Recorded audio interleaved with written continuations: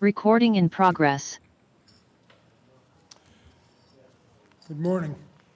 I'd like to call the Tuesday, October 14th meeting of the St. Joseph County Board of Commissioners to order. Please stand for the Pledge of Allegiance. I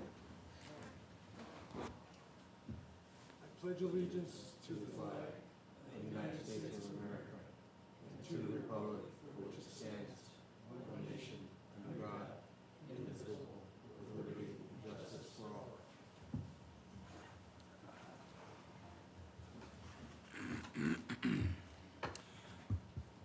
Thank you. First item on the agenda today, as usual, is the approval of the accounts payable docket. Do we have a motion? Motion to approve. Second. We have a motion and a second. Commissioner Morton? Aye. Commissioner Hazen? Aye. Commissioner Baxmeyer? Aye. Motion carries. Next item is Resolution R-18-C-2025 for the EMA Multi-Hazard Mitigation Plan for St. Joseph County approval. Good morning, Commissioners. My name is Al Kursitz. I'm EMA Director for St. Joe County, and along with me is my Deputy Director, Jim Lopez. What this is an approval of our multi-hazard mitigation plan, which was prepared by Christopher Burke Engineering out of Indianapolis. We were awarded a BRIC grant in 2023 for $20,000. We had to do a $7,000 in-kind contribution. That was no monetary value. It was our time that we worked on the project and other people that came to our meetings that we held. We held several of them to gather data. What this plan is very important. It's extremely important to the county and the towns around it. A lot of the FEMA reimbursement funding or for a disaster, or if you're looking to get FEMA funding to mitigate a potential disaster, perhaps flooding, hazardous materials and stuff. If you do not have this plan in place, you won't get it. It's very important for the Economic Development Department and a lot of great data if you go and look through it. It was well done. We had to modify, it was a lot of work. We had to modify with it and work with them because when we started the project, there was this project called Razors that nobody knew anything, but as what happened in New Carlisle grew and stuff, we had to make sure that got into the plan late in the game. So we need this approval from the commissioners and the way the state law, or I would say the federal resolution is, that if you approve it, it kind of encompasses everybody. But then it's supposed to go to the city of South Bend, Mishawaka, towns of Indian Village, Lakeville, New Carlisle, Roseland, and Walkerton for their adoption also. But you have a blanket coverage for them. And if there's any questions on the process, Jim can answer those. Anything to add, Jim? No, Do we not have at the, this time. I'm sorry, do we have the final plan? Yes. Yes, we do. We do, So what's in the packet is the. yeah. Yes. And take your time and go through it. A lot of great data in there from employment, future employment to demographics of our population, who's working, who's coming in the county, going out, potential changes based on economic growth in the future.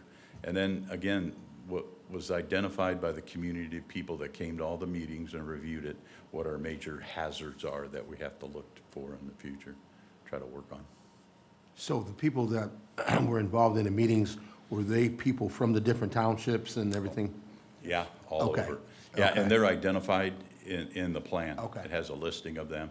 And key thing we learned, serve good refreshments and snacks, and you'll get a lot of people to come.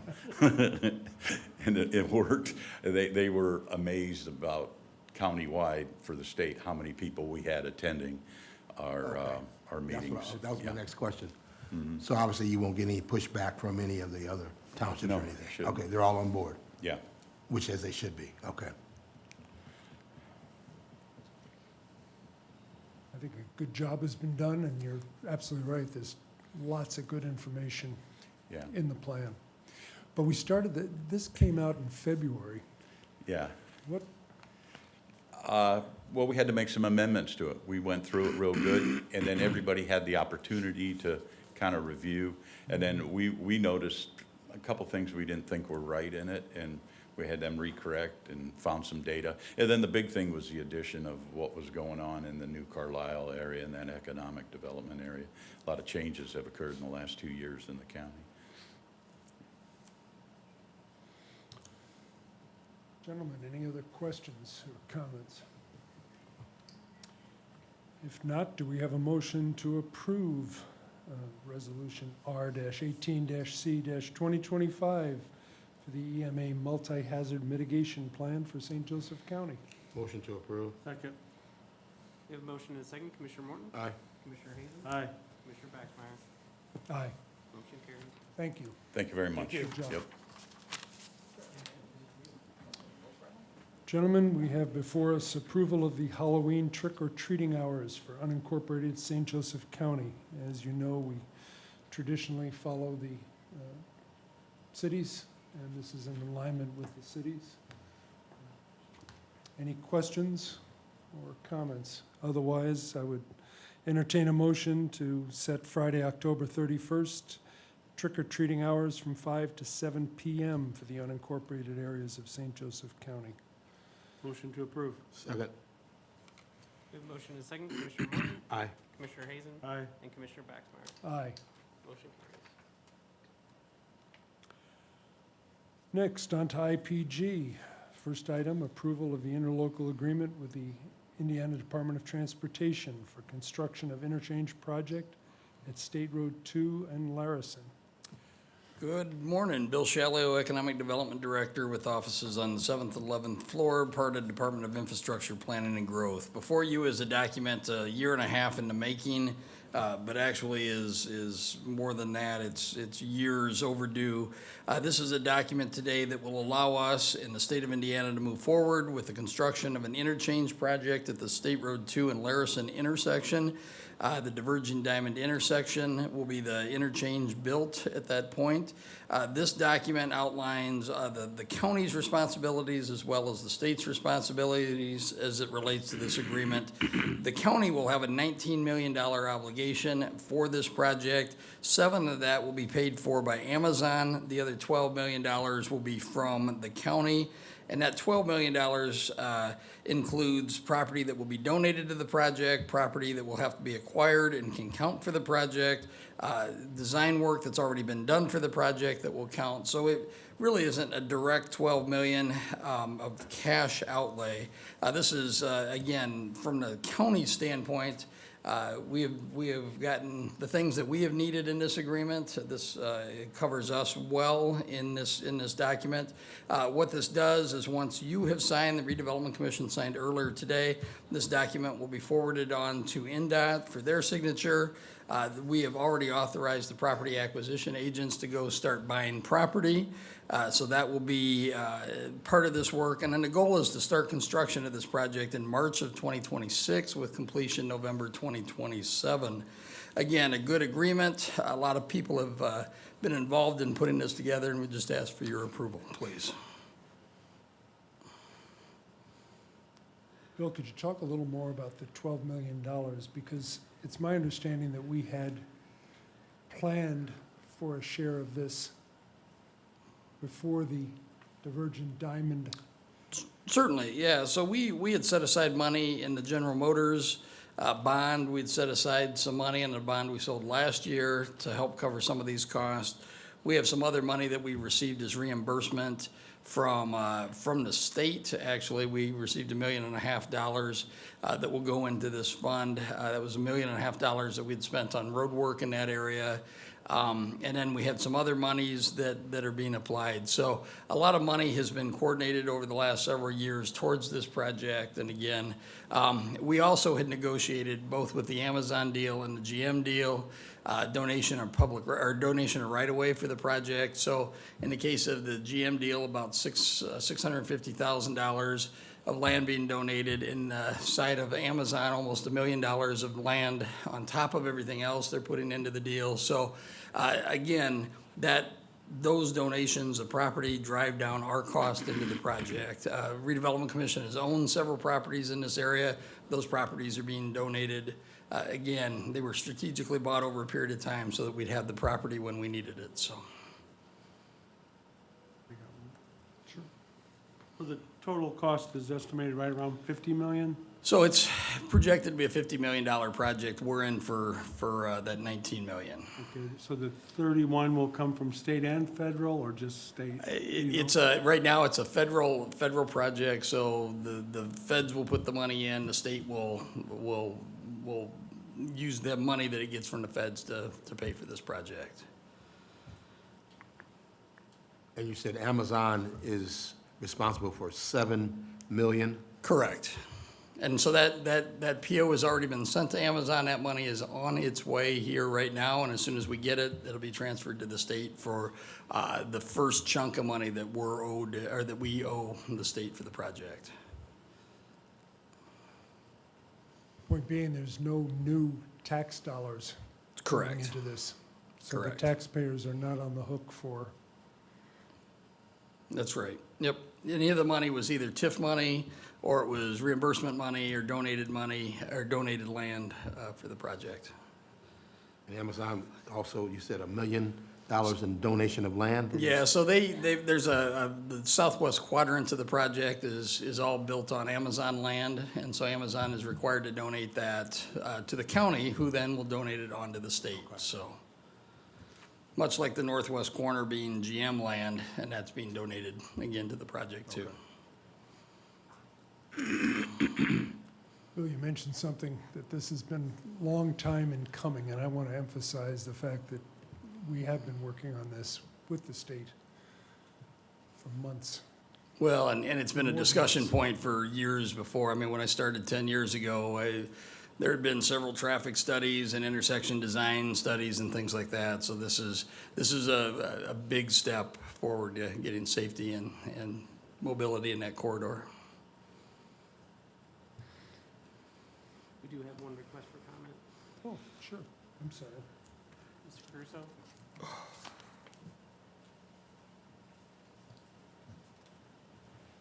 Morning, Commissioners. Dan Caruso, New Carlisle.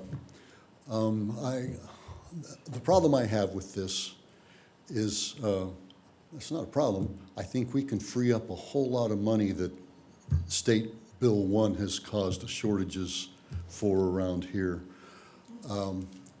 Lot simpler to put in just an elevated exit ramp from westbound 2 down to Strawberry Road, and an elevated ramp from Strawberry Road onto westbound 2 for exiting traffic, rather than, that'd be a lot cheaper than all that's going to be involved with this, with the land acquisition, with everybody's contributions to this.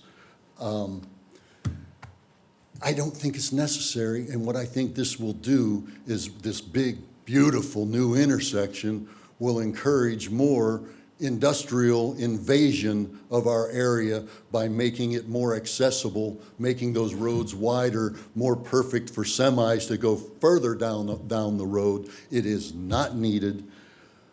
I discussed with Bill about a month ago about the incoming traffic right now. He estimated there's 6,000 trades workers in and out of there daily.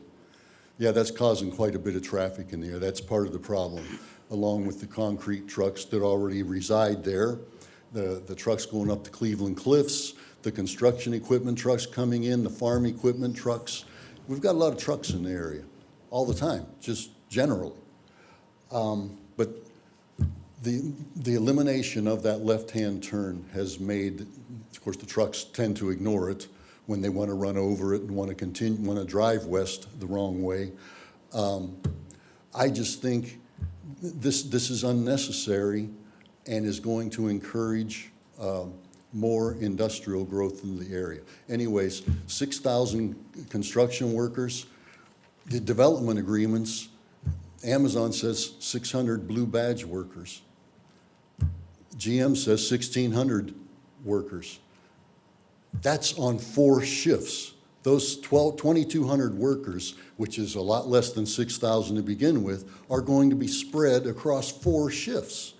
You might have 500 people crossing, or 1,000 people crossing paths going to and from work at some point. Certainly no need for this huge $31 million on behalf of the state, $19 million on behalf of parties here, to put in something that I think it's not necessary for what we have right now.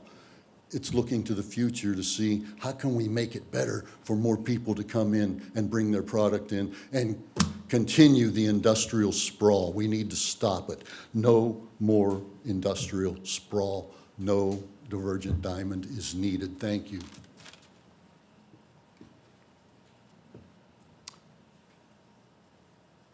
Any other comments? No. Gentlemen, do we have a motion? Oh, hold on, there, Oh, I'm sorry. Didn't see any hands up perhaps Mary said I would like to speak. I assume that means for this agenda there. item. Oh, of course. Yes, please, I would like to speak. Mary Countryman, 52959 Timothy Road, New Carlisle. I find it really offensive to hear phrases such as no taxpayers are on the hook for this project, and the phrase donated has been used. That money came to buy that land from somewhere, and that money of no taxpayer money's on the hook. At some of this money is taxpayer money, and the money that was established into the TIF fund was taken away from taxpayers. So I really find it offensive that it's saying that no taxpayers are on the hook for this and it's donated. And state or federal money, where does that come from? It comes from taxpayers. So yeah, nothing is free. And I agree with Dan Caruso, the amount of added traffic is awful, and the diamond isn't going to fix that. Yesterday there was another bad accident on 2 and County Line Road out of the diamond area, but you're still adding more traffic to the area. And this whole industrial sprawl has got to stop. And I can guarantee you when the construction starts on 2 for this new diamond project, there's going to be even more people coming back to use Highway 20. And our little 1-lane each way highway going through New Carlisle cannot handle that traffic. And then people start coming on Chicago Trail, and that causes more accidents. More traffic, more accidents. Our community was not set up for this, and it needs to stop. It just needs to stop altogether. We cannot afford any more industrial buildings in our area and industrial traffic that comes with it. Thank you. Anyone else online wish to offer a comment?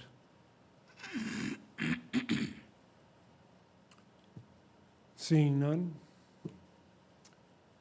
Gentlemen, any comments? Otherwise, let's entertain a motion.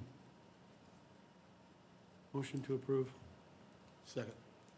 We have a motion and a second. Commissioner Morton? Aye. Commissioner Hazen? Aye. Commissioner Baxmeyer? Aye. Motion carries. Next, approval of the road transfer memorandum of agreement with the Indiana Department of Transportation to temporarily transfer a portion of Mayflower Road. Sky Meadows, Department of Infrastructure, Planning and Growth, offices on the 7th and 11th floor.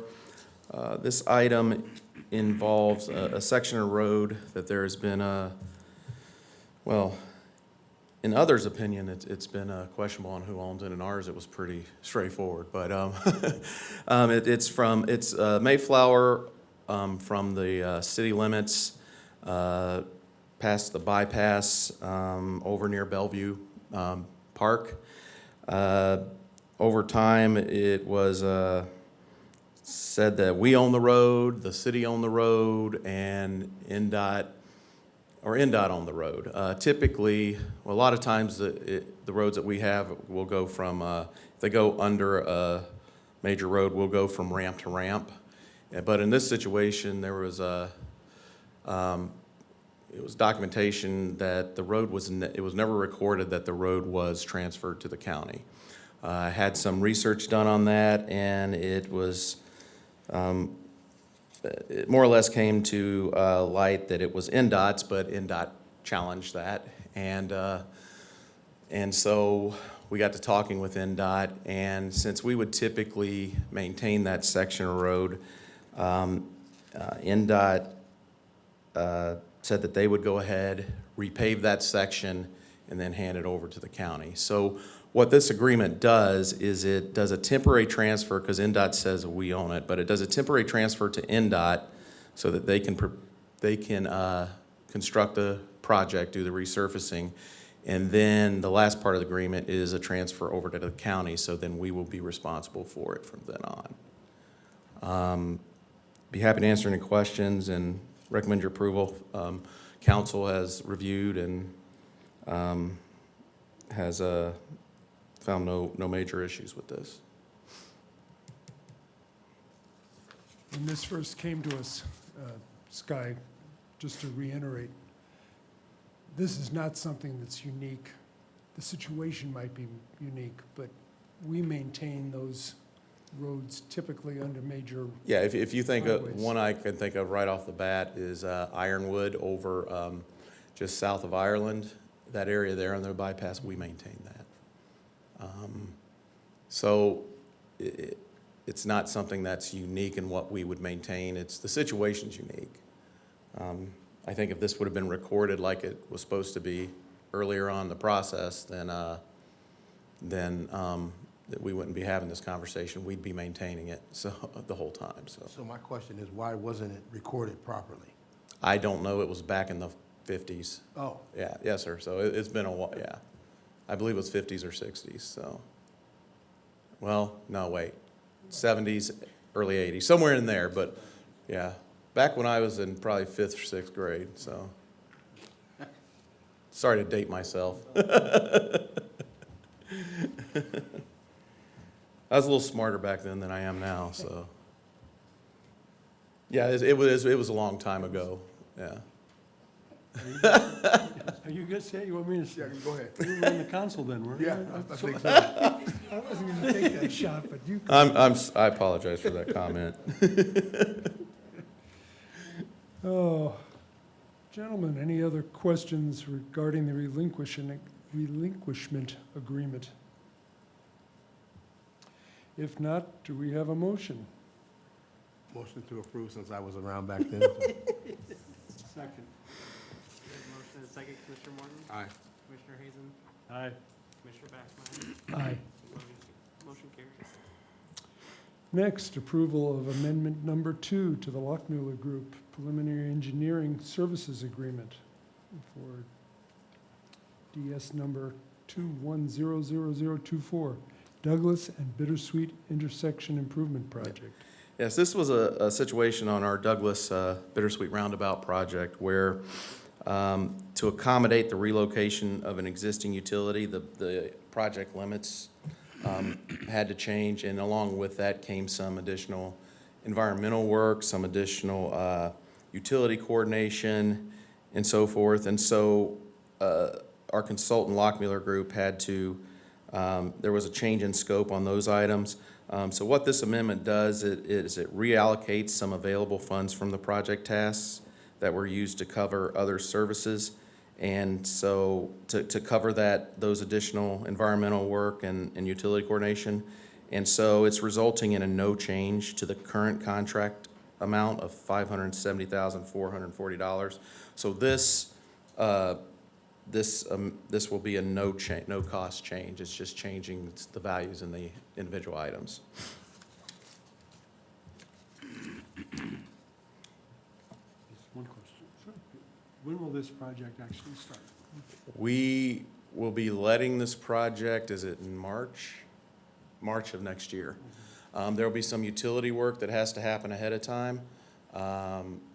Whether or not that'll take that whole season, I think we're not sure yet, but there's a pretty big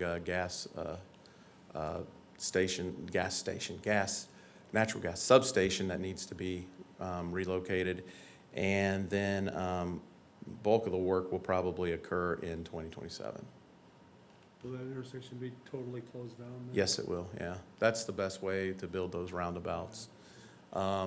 Just for everyone's info, Cleveland Beach is moving, the roundabout there is moving ahead of schedule, and that should be opening within the next couple weeks, I believe. And so that'll take some of the traffic off of Douglas Ash that people have been seeing, so, Thank you. yeah. If there are no other questions or comments, do we have a motion to approve amendment number 2? Motion to approve. Second. We have a motion and a second. Commissioner Morton? Aye. Commissioner Hazen? Aye. Commissioner Baxmeyer? Aye. Motion carries. And finally, approval of preliminary engineering services agreement, which is an as-needed agreement with the Troyer Group. Yes, this is, as you mentioned, as-needed agreement with Troy Group for an amount of not to exceed $75,000. The way we use these agreements is if a project comes up or if there's an emergency or some other type of project, we ask the consultant that has an approved as-needed agreement to provide us a task order, and that'll explain the tasks that this specific project that we're asking them to apply towards this as-needed agreement will take, and then also a not-to-exceed cost. And then we can move on those quickly so that, you know, we're not having to get scopes for the individual projects. And it's usually for smaller projects or something that's an emergency. We do this with many of the consultants in the area just so we have this available to us if needed. And we've had several of these come before us in the last few weeks. Yeah, I think, yes. I think there was one either last week or week before. And this is not a new, Oh. we've been doing this for years. Yes, sir. It's been happening for quite some time. It's a very good tool for us when we have smaller projects or we need to have a consultant, you know, look at something in a hurry, or if there's an emergency. It's like, you know, I think the hazard mitigation plan, you want to have avenues in place to use contractors and so forth in an emergency if needed. So it's not always emergencies, but it's usually smaller projects and / or an emergency situation. Recommend your approval. Gentlemen, any other questions or comments? If not, do we have a motion to approve the preliminary engineering services agreement with the Troyer Group? Motion to approve. Second. We have a motion and a second. Commissioner Morton? Aye. Commissioner Hazen? Aye. Commissioner Baxmeyer? Aye. Motion carries. Thank you. Moving on to physical assets. There's a hand up. I'm sorry. Did she, Oh, that's from before? The note on the chat says for public comment. okay. We will get to public comment in a moment. Next, physical assets, approval of the consent agenda. Do we have a motion to approve? Motion to approve. Second. We have a motion and a second. Commissioner Morton? Aye. Commissioner Hazen? Aye. Commissioner Baxmeyer? Aye. Motion carries. Hi, Katie. Moving on to our auditor, approval of the UMB Virtual Commercial Card Program. Good morning, Commissioners. Katie Bishop, the Finance Director with the Auditor's Office, located on the second floor of this building. So before you today, we have a request to approve a new payment option, which is called the Visa Payable Automation. This is a payment option to our vendors. The participation is completely voluntary, and if the vendor chooses to participate in this, they can receive the funds the same day that the claim is that the funds are released. It will also, the benefits to St. Joe County, it would have a cost savings because we won't be printing a physical check and we won't be putting that through the mail, so we'll save on postage there as well. We would also receive a small rebate based on the total payments that are processed through this virtual card payment. And this approval is just for the application to start this process, not for the final contract with UMB. We would come back if this is approved. Can I answer any questions?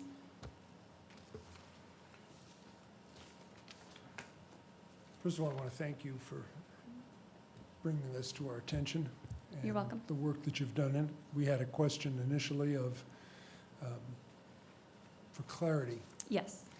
where does the UMB receive compensation, and it's like a credit card in that it is a virtual Yeah, credit the card? vendor would pay a small fee, which they are completely aware of before they sign up for the process.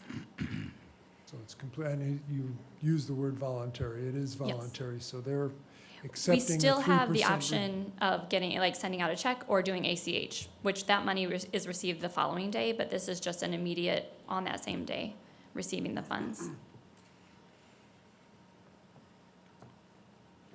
Questions?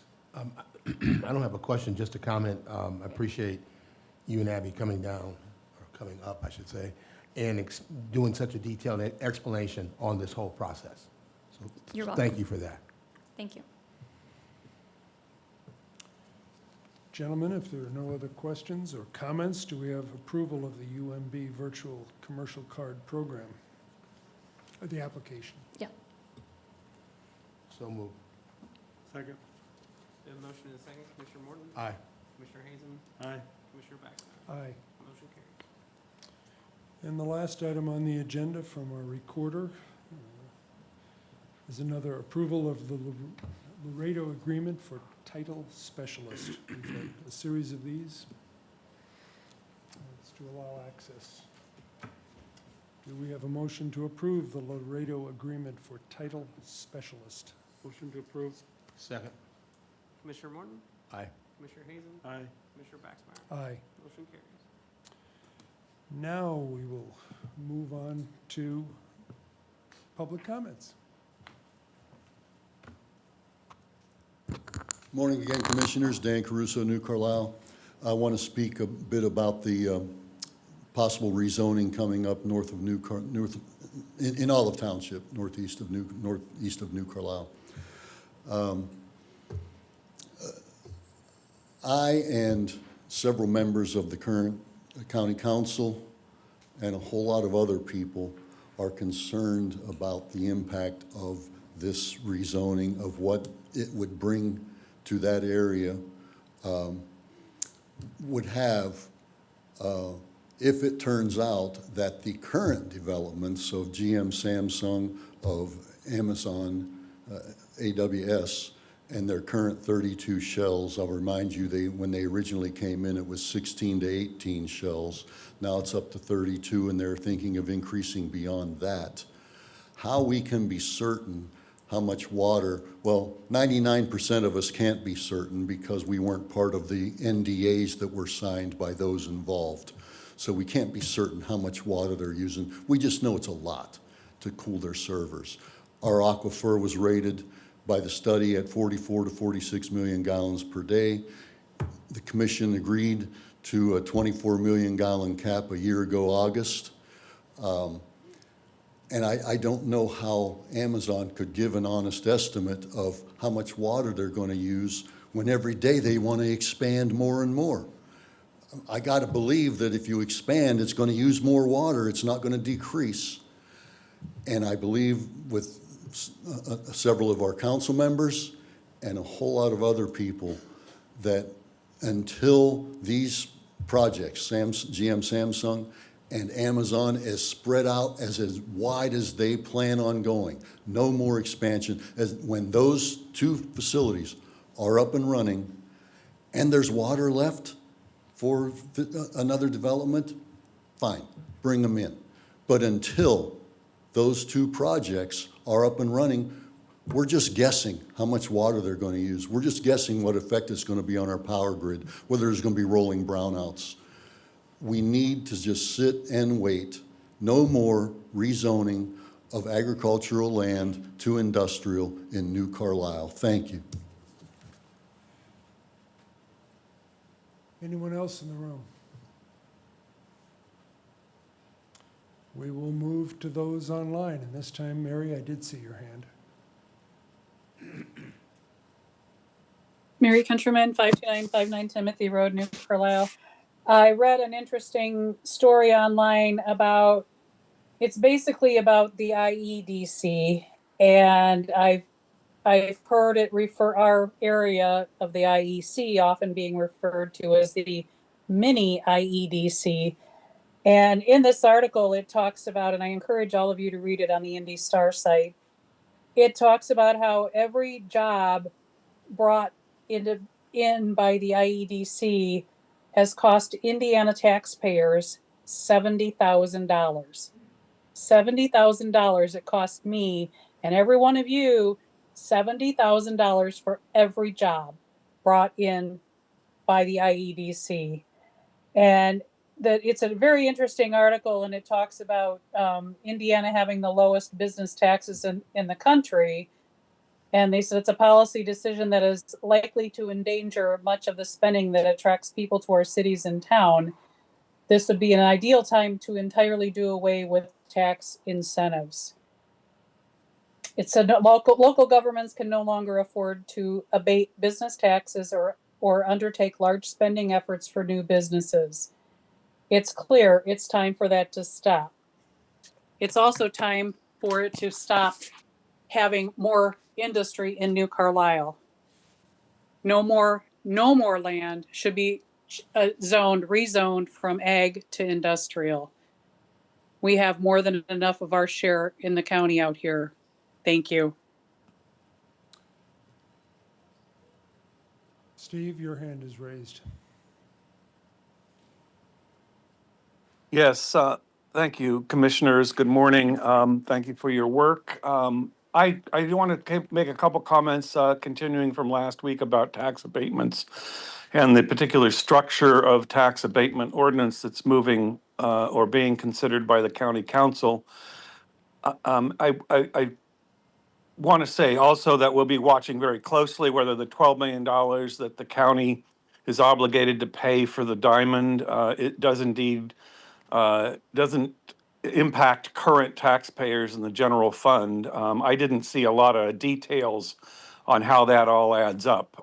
So I think that that's still a question mark in a lot of our minds. But on the tax abatement ordinance and TIFs, when you move through, and I would like to say, well, when you move through when you establish a TIF and then you grant a tax abatement on top of the TIF, you're taking money away from the TIF. And that was done on the Amazon project. It was done on the GM project, as you know. Amazon got a $4 billion tax break over 35 years, but that's $100 million a year on average. GM got a $360 million tax break, which is almost entirely the first 10 years. So that's money that's not going to the TIF. There were other things that were added, I recognize. But on the tax abatement policy that's coming through, when you refused to veto it last month or a couple of months ago and you voted for it, Mr. Morton did not vote for that, but the other two commissioners did. You said that you were waiting, you didn't want to veto it because you were waiting for the new one. The new one, in terms of the affirmative action policy, which was the controversial subject at the time, does nothing in terms of furthering that. It only requires that a business follow federal and state law and submit the forms that they have to by law submit to the federal government. So it does not resolve the issue of the need, if we're going to grant a tax abatement in this county, that we need to reach out to disadvantaged groups and make sure that those firms are trying at their best to hire as many from those groups as possible. Second, it does not have any restriction in any way, shape, or form over the size of the tax abatement. And I think that the Amazon project shows that the oversized abatement that's granted is really outrageous. It works out to about $1 million per job. Michael Hicks, economist at Ball State, in a recent study showed that tax abatements for data centers really don't provide many jobs. They're not necessary. I think that the new one up on north of 20 will want the same kind of abatement, so will Microsoft out east. We need to have a cap. We need to have equivalence in terms of jobs created between the various tax abatements. And I'll talk some more about other things that are necessary, which I'm talking to council members about as well. But you will be deciding on that. And I think that you need to educate yourself on this tax abatement ordinance. Thank you very much. Anyone else online wish to offer a comment? Seeing none, do we have a motion to recess? So moved. Second. Commissioner Morton? Aye. Commissioner Hayden? Aye. Commissioner Baxmeyer? Aye, We are recessed. thank you. Recording stopped.